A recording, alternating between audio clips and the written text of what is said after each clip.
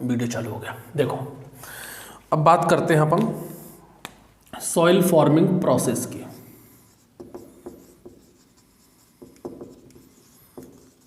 Soil forming process, इससे पहले हमने बात की थी सॉइल फॉर्मिंग फैक्टर्स की, जिसमें हमने जेनी की बात की थी। जेनी एक वैज्ञानिक का नाम है जिन्होंने 1941 में बहुत सारे फैक्टर दिए थे और उनको क्लासीफाई किया था पैसिव फैक्टर, एक्टिव फैक्टर और न्यूट्रल फैक्टर में। ठीक है, आज हम बात करेंगे सॉइल फॉर्मिंग प्रोसेस। हालांकि सॉइल फॉर्मेशन की जो मेन प्रोसेस है वो तो वेदरिंग होती है। हमने बात की थी ना, जैसे कि कोई रॉक है, इस रॉक के अंदर क्या होगी, वेदरिंग होगी और क्या बन जाएगा यहाँ पर, रिगोलिथ। ठीक है, अब ये जो रिगोलिथ है ये कन्वर्ट होगा एक ट्रू सॉइल के अंदर। तो यहाँ पर फैक्टर काम करते हैं और यहाँ पर कुछ प्रोसेस भी काम करती हैं। तो फैक्टर तो हम लोगों ने पढ़ लिए थे, जो जेनी ने दिए थे, क्लाइमेट था, ऑर्गेनिज्म थे, पैसिव में आपके पेरेंट मटेरियल था, टोपोग्राफी था, टाइम का न्यूट्रल हो गया। आज हम बात करेंगे प्रोसेस कौन कौन सी होती है। ठीक है, मेन प्रोसेस तो वेदरिंग हो गई, सॉइल कैसे बनती है, वेदरिंग से बनती है। अब एक रिगोलिथ से एक ट्रू सॉइल जो बनती है, डेवलप्ड सॉइल कैसे होती है, वो कौन कौन सी प्रोसेस वहाँ पर काम करती है, वो कौन कौन सी प्रक्रियाएँ होती हैं, उनको हम देखेंगे। ठीक है, सबसे पहले हम बात करते हैं यहाँ पर, बड़ी सिंपल है, देखो एक एक लाइन में खत्म। एक होती है ह्यूमिफिकेशन। ह्यूमस, आप लोगों ने शब्द सुना होगा, ह्यूमस ऑर्गेनिक मैटर के डिकम्पोजिशन से बनता है। तो एक प्रोसेस होती है ह्यूमिफिकेशन, नाम से ही समझ में आ रहा है, रटने की जरूरत नहीं है। ह्यूमिफिकेशन मतलब ह्यूमस का बनना। यहाँ पर क्या बनेगा, ह्यूमस बनेगा। किससे बनेगा, ऑर्गेनिक मैटर से बनेगा। कैसे बनेगा, ऑर्गेनिक मैटर के डिकम्पोजिशन से बनता है। इतनी बात याद रखनी है। ह्यूमिफिकेशन में क्या होता है, ह्यूमस बनता है। किससे बनता है, ऑर्गेनिक मैटर से बनता है। कैसे बनता है, ऑर्गेनिक मैटर के डिकम्पोजिशन से ह्यूमस बनता है। इस ह्यूमस का यूज़ हम फिर एज अ मैन्योर यूज़ कर लेते हैं प्लांट के लिए, एज अ न्यूट्रिएंट की तरह इसको यूज़ करते हैं। ठीक है, मेजर तो इसका सोर्स हो अपना, ये ज़्यादातर अपना प्रोड्यूस करता है CN रेशो के लिए, इसका जो होता है कार्बन और नाइट्रोजन का अपन मेजर सोर्स है अपना ह्यूमस। ठीक है, वो बाद में देखेंगे, अभी छोड़ो। अभी सिर्फ इतना याद रखो, ह्यूमिफिकेशन मतलब ह्यूमस का बनना, और किससे बनता है, ऑर्गेनिक मैटर से। कैसे बनता है, डिकम्पोजिशन से। ठीक, एक होता है E for illuviation, E for इल्यूविएशन, और एक होता है I फॉर इल्यूविएशन। प्रोनाउंसिएशन दोनों का एक ही है, इसको भी इल्यूविएशन कहते हैं, इसको भी इल्यूविएशन कहते हैं। तो कैसे याद रखें, इसको बोलो E फॉर इल्यूविएशन, इसको बोलो I for illuviation. E for illuviation, I for illuviation. आपको थोड़ा सा मैं समझा देता हूँ। हालांकि सॉइल प्रोफाइल को हम लोग डिटेल में स्टडी करेंगे। हमारी जो सॉइल होती है उसके अंदर कुछ प्रोफाइल होती हैं। सबसे ऊपर होती है A हॉरिजिन, ठीक है, उसके नीचे होती है B हॉरिजिन, उसके नीचे होती है C हॉरिजिन, और उसके नीचे होती है जो चट्टान है वो। ठीक है, इसको और अच्छे से पढ़ेंगे अपन अगले वीडियो में। अभी बस इतना, ये सारी चीज़ें समझने के लिए। तो एक होता है इल्यूविएशन। इल्यूविएशन का मतलब क्या होता है, downward movement, downward movement of nutrient, downward movement of organic matter, और downward movement of essential ions from upward to lower, और from upper horizon to lower horizon. देखो, जो आपका ए हॉरिजिन है, यहाँ पर ए हॉरिजिन में जितने भी न्यूट्रिएंट और जो एसेंशियल आयंस वगैरह हैं, आपके ऑर्गेनिक मैटर है, जब ये नीचे की तरफ मूव होने लगते हैं, मतलब यहाँ से ए हॉरिजिन से इनका लॉस होने लगता है और ये कहाँ जाते हैं, नीचे। क्यों जाते हैं, जब बारिश होगी, जब बहुत ज़्यादा तेज़ बारिश होती है तो पानी क्या करता है, नीचे की तरफ जाता है, परकोलेट होता है, तो वो पानी अपने साथ इन न्यूट्रिएंट्स को भी लेके जाता है। मतलब जो लीचिंग जो होती है, परकुलेशन जब होता है, तो वो न्यूट्रिएंट का ए हॉरिजिन से बी हॉरिजिन की तरफ, इसी को कहते हैं क्या, ई फॉर इल्यूविएशन। ठीक है, क्या कहते हैं इसको, ई फॉर इल्यूविएशन। इसको हम वॉशिंग आउट भी कहते हैं।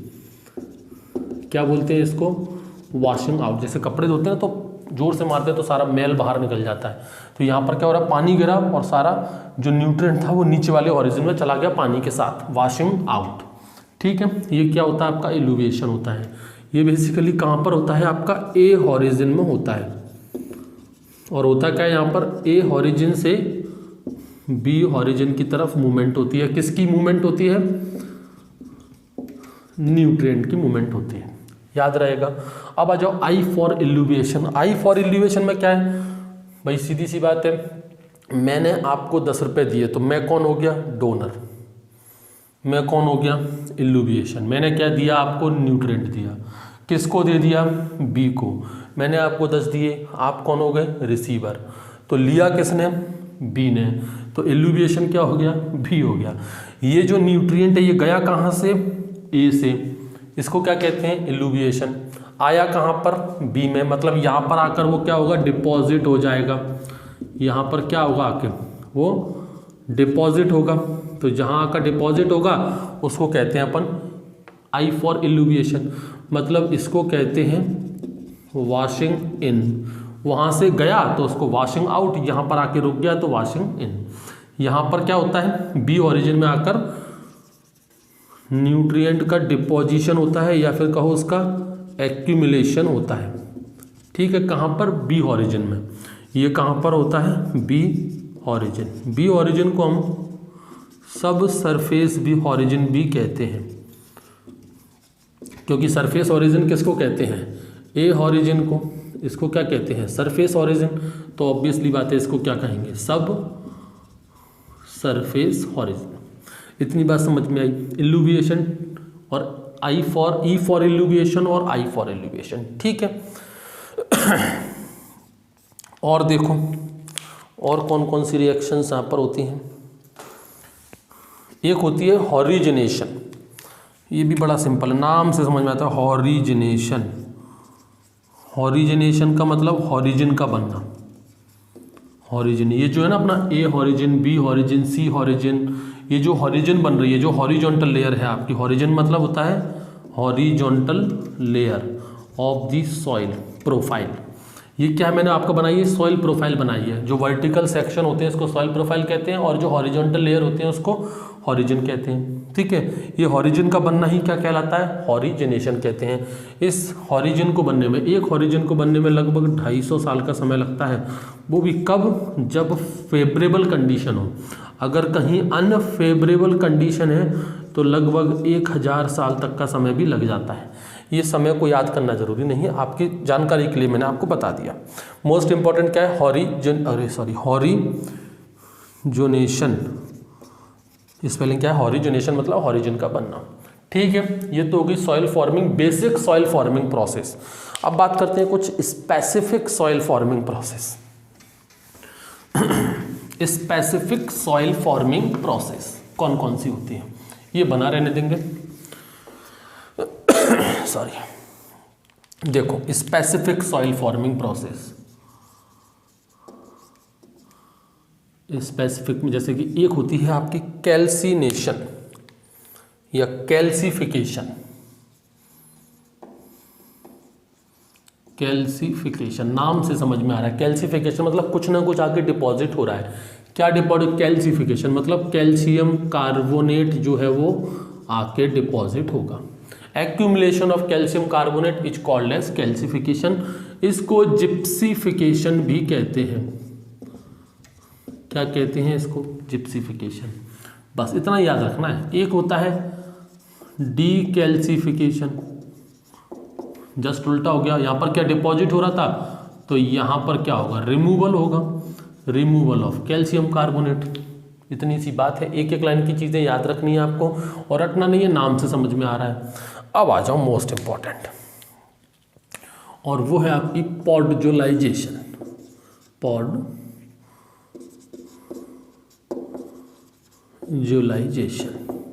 पॉडजोलाइजेशन ये क्या होता है? इसको समझो। देखो इसी से समझते हैं। यहाँ पर ये क्या है अपना ए ऑरिजिन, ये क्या है अपना बी ऑरिजिन। इसको मिटाओ, ये सरफेस सब सरफेस। देखो जब बहुत तेज बारिश होगी, क्या होगी? बारिश होगी, रेनफॉल होगी। तो क्या होगा? जब बारिश होगी, रेनफॉल होगी तो ऑब्वियस सी बात है लीचिंग होगी। ए ऑरिजिन के जो पार्टिकल्स हैं, ए ऑरिजिन के अंदर जो न्यूट्रिएंट वगैरह है वो ए ऑरिजिन से बी ऑरिजिन में जाएंगे, क्योंकि पानी जाएगा तो पानी के साथ वो न्यूट्रिएंट को भी ले जाएंगे। तो यहाँ पर बहुत सारे बदलाव होते हैं। ठीक है, ये जो ए ऑरिजिन है ना, इसके अंदर 2-3 चीज़ें पाई जाती हैं। एक इसके अंदर पाए जाते हैं आयरन और एल्यूमिनियम के ऑक्साइड इसके अंदर पाए जाते हैं, आयरन और एल्यूमिनियम ऑक्साइड। ये जो आयरन और एल्यूमिनियम ऑक्साइड होते हैं ना, इनको सेस्क्यूक्साइड भी कहते हैं, सेस्क्यूक्साइड। ठीक है, स्पेलिंग देख लेना, ठीक होगी। सेस्क्यूक्साइड भी कहते हैं किसको? आयरन और एल्यूमिनियम ऑक्साइड को क्या कहते हैं? सेस्क्यूक्साइड। ठीक है, इसके अलावा यहाँ पर सिलिका भी पाया जाता है। इन दो पर ही पूरी कहानी है, किस पर? सिलिका पर और सेस्क्यूक्साइड पर। समझो क्या होता है। देखो पॉडजोलाइजेशन में क्या होता है, ये तो रहा कौन सा? ए ऑरिजिन, जो मैंने आपको वहां बनाया। ठीक है, इसके नीचे कौन सा है? बी ऑरिजिन, जो वहां बना हुआ है। पानी आया मतलब बारिश हुई। यहां पर क्या होगा? जो सेस्क्यूक्साइड है, ध्यान रखना, यहाँ पर सिलिका के साथ कोई इफेक्ट नहीं होगा। यहाँ पर क्या होता है? जो सेस्क्यूक्साइड, सेस्क्यूक्साइड मतलब आयरन और एल्यूमिनियम ऑक्साइड, ये अपर सरफेस से लोअर सरफेस में चला जाता है, मतलब ए ऑरिजिन से बी ऑरिजिन में चला जाता है। ठीक है, धीरे धीरे करके सारा की सारा सेस्क्यूक्साइड कहाँ आके डिपॉजिट हो जाएगा? इस बी ऑरिजिन में आकर सारा की सारा सेस्क्यूक्साइड जो है वो डिपॉजिट हो जाएगा। मतलब कि जो सेस्क्यूक्साइड है वो कहाँ पर आकर डिपॉजिट हो जाएगा? इस बी ऑरिजिन में। बी ऑरिजिन को क्या कहते हैं? सब सरफेस भी कहते हैं, वहाँ लिखा हुआ है मैंने। ठीक है, मतलब यहाँ पर सेस्क्यूक्साइड जो है वो आपका लोअर हॉरिजन में या सब सरफेस में आकर डिपॉजिट हो जाता है। तो बताओ, सारा सेस्क्यूक्साइड ए से बी में आ जाएगा तो कमी कहाँ हो जाएगी? ए में कमी हो जाएगी। इस पे कमी होने की वजह से यहाँ का कलर थोड़ा चेंज हो जाता है, जिसका कलर कैसा हो जाता है? ग्रे कलर का या फिर ऐशी कलर का। ऐशी मतलब राख, जब कोई चीज़ जल जाती है, जलने के बाद जो राख का कलर होता है ना, वही होता है ऐशी कलर। तो सेस्क्यूक्साइड यहाँ से चला गया, सेस्क्यूक्साइड जाने की वजह से ए ऑरिजिन का जो कलर है वो चेंज हो गया। कैसा हो गया?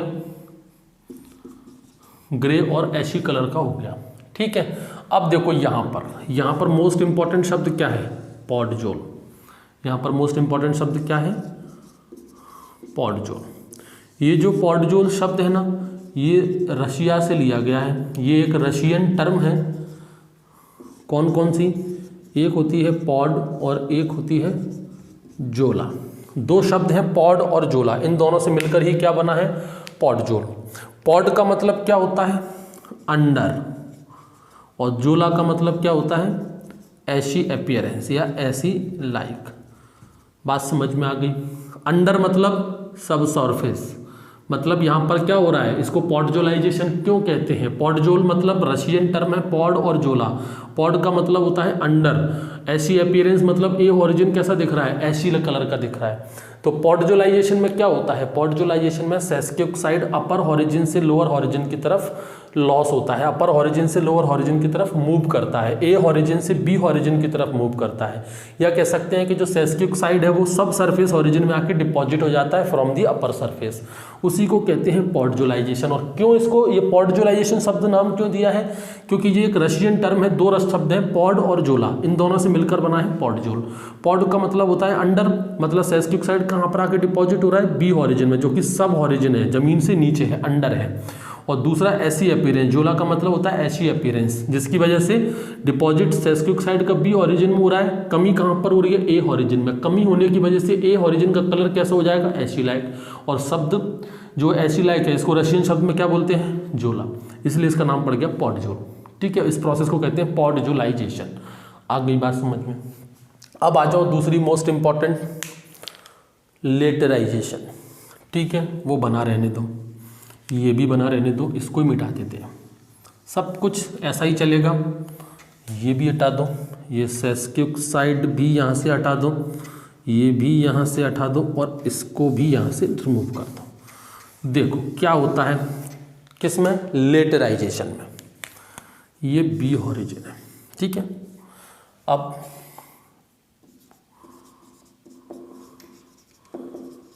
लेटराइजेशन। ठीक है, सबसे पहले तो यही निपट लो इसको। लेटराइजेशन एक लैटिन वर्ड है, लेटर, उससे लिया गया है। इस लेटर का मतलब होता है ब्रिक, यानी ईंटें, टाइल्स। ठीक है, कोई इंपॉर्टेंस। सुनो, लेटराइजेशन में क्या होता है, यहाँ पर जस्ट अपोजिट हो जाता है पॉडजुलाइजेशन के। मैंने क्या कहा, एस ऑरिजिन जो होता है वहाँ पर सेस्किक ऑक्साइड भी होता है और सिलिका, दोनों चीज़ें होती हैं। लेकिन पॉडजुलाइजेशन में क्या हो रहा था, सिलिका नहीं जा रहा था, वहाँ पर सिर्फ सेस्किक ऑक्साइड नीचे जा रहा था। आयरन और एल्यूमिनियम हाइड्रोक्साइड ए से बी में जा रहे थे, किसमें, पॉडजुलाइजेशन में। यहाँ पर क्या होगा, लेटराइजेशन में बहुत ज़्यादा हाई टेम्परेचर और कंटिन्यूअस रेनफॉल होगी, लगातार यहाँ पर रेनफॉल होगी और टेम्परेचर भी बहुत हाई रहेगा। ऐसे एनवायरनमेंट में क्या होगा, सिर्फ सिलिका ही लोअर डाउनवर्ड मूवमेंट करेगा, सिर्फ सिलिका, मतलब ऊपर क्या रह जाएगा, सिर्फ सेस्किक ऑक्साइड।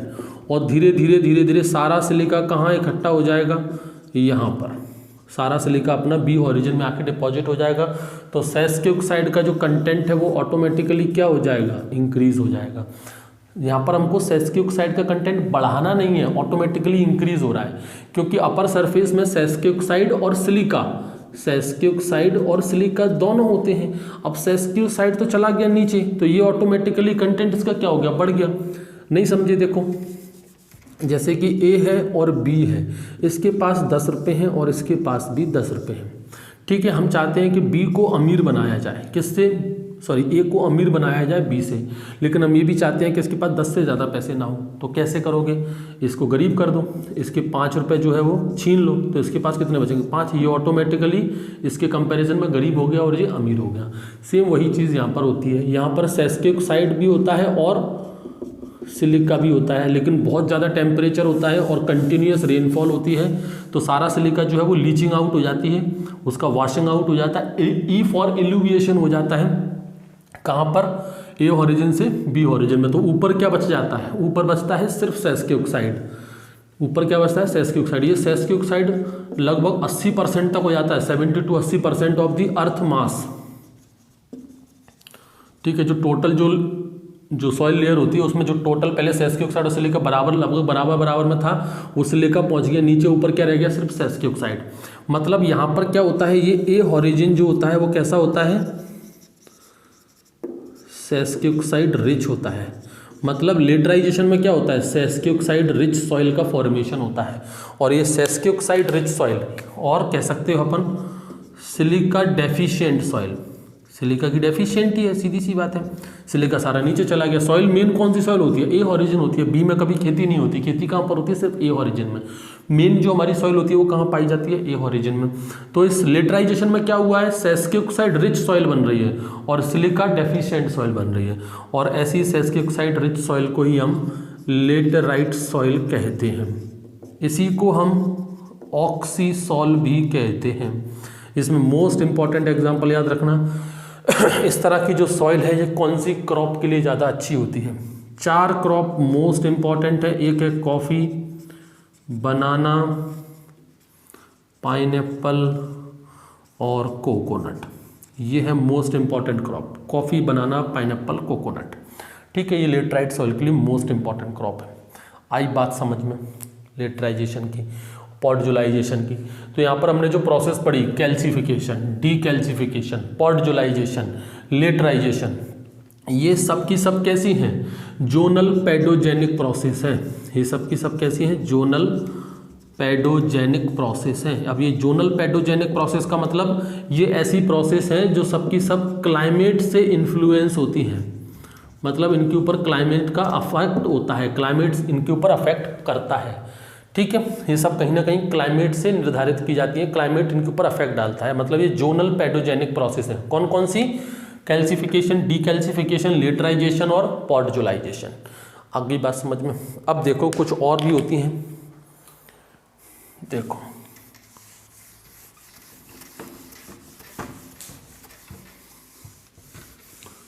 कुछ इंट्राजोनल होती हैं, अब इसकी कोई ज़रूरत नहीं है।